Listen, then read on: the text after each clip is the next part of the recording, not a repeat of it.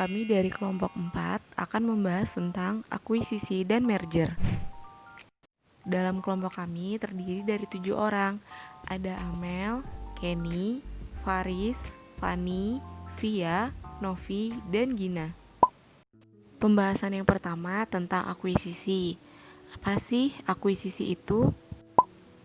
Dapat kita lihat dari dua pengertian yang di atas, dan bisa kita ambil kesimpulan bahwa pengertian akuisisi bisnis adalah mengambil alih kepemilikan suatu perusahaan dari perusahaan lain. Pengambilan itu dapat berupa kepemilikan saham maupun aset. Pada pasal 1 ayat 11 Undang-Undang Nomor 40 Tahun 1999 tentang perseroan terbatas memberikan pengertian apa itu akuisisi. Landasan hukum akuisisi dalam pengambil alihan saham terdapat pada pasal 26 Peraturan Pemerintah Nomor 27 Tahun 1999 tentang penggabungan, peleburan, dan pengambil alihan perseroan terbatas. Landasan hukum akuisisi juga terdapat dalam pasal 9 PP Nomor 28 Tahun 1999 tentang merger, konsolidasi, dan akuisisi Bank-Bank Republik Indonesia. Di sini, menurut Sapiro dalam Kristina manfaat akuisisi sendiri yaitu tingkat pertumbuhan yang cepat, mengurangi tingkat persaingan dengan membeli beberapa badan usaha, memasuki pasar baru, dan juga menyediakan managerial skill. Klasifikasi akuisisi terbagi menjadi dua. A. Berdasarkan bentuk dasar atau objek akuisisi dengan memiliki 3 poin, yaitu yang pertama, merger atau konsolidasi, 2. Akuisisi saham, 3. Akuisisi aset. Untuk yang selanjutnya yaitu berdasarkan keterkaitan dengan jenis usaha dengan memiliki 3 poin. Yang pertama, akuisisi horizontal, yang kedua akuisisi vertikal, dan yang terakhir adalah akuisisi konglomerat. Untuk yang selanjutnya adalah kelebihan akuisisi. Nah, kelebihan dari akuisisi itu ada 3. Yang pertama, adanya pengendalian besar atas saham dan aset. Yang kedua, tidak perlu banyak mengurus persyaratan. Dan yang terakhir adalah dapat tetap mempertahankan suatu perusahaan. Tetapi, dari akuisisi juga terdapat kekurangan. Nah, kekurangannya itu ada 3. Yang pertama, mengeluarkan biaya yang terlalu tinggi. Kedua, kemungkinan kegagalan, dan yang terakhir adalah perlunya suatu pengawasan. Apa itu merger? Secara singkat, pengertian dari merger adalah penggabungan dua perusahaan atau lebih. Sistem hukum tentang merger diatur pada PP yang pertama, Undang-Undang Nomor 1 Tahun 1995 tentang perseroan terbatas, dan yang kedua, Undang-Undang Perbankan yang telah diubah dengan Undang-Undang Nomor 10 Tahun 1998.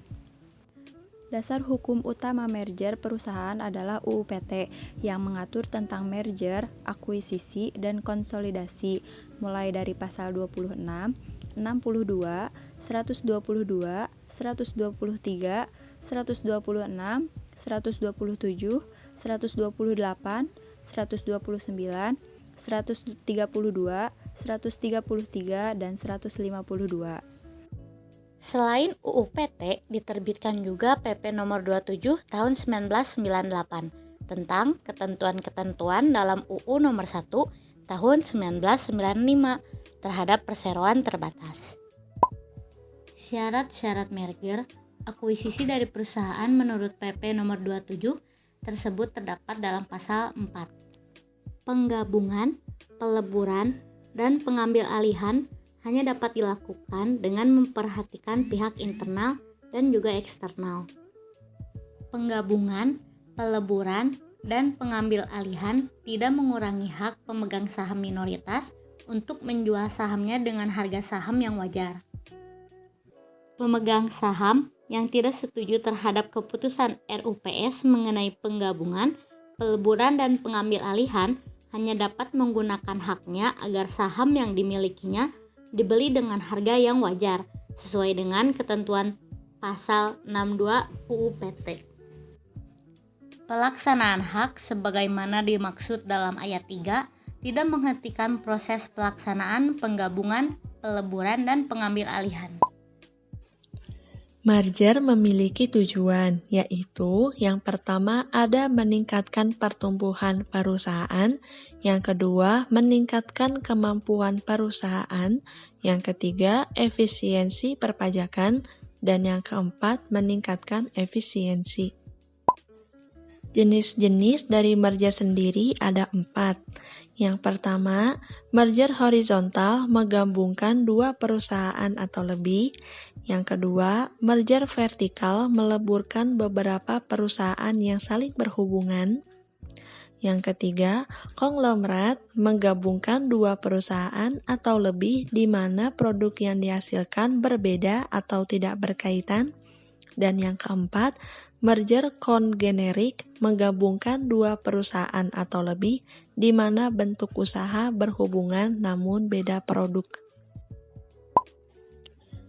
Merger pun memiliki kelebihan dan kekurangan. Kelebihannya yaitu yang pertama ada aktiva dan pasiva yang bertambah banyak dapat digunakan sebagai modal perusahaan.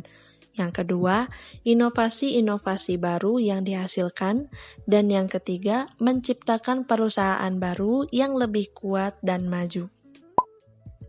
Selain kekurangan dari akuisisi, terdapat juga kekurangan dari merger. Yang pertama, kekurangan dari merger adalah memicu terjadinya konflik antar pemegang saham. Yang kedua, membutuhkan waktu yang lama jika memerlukan persetujuan dari pemilik saham dari masing-masing perusahaan. Dan yang terakhir adalah adanya persyaratan dan dokumen yang harus dimiliki.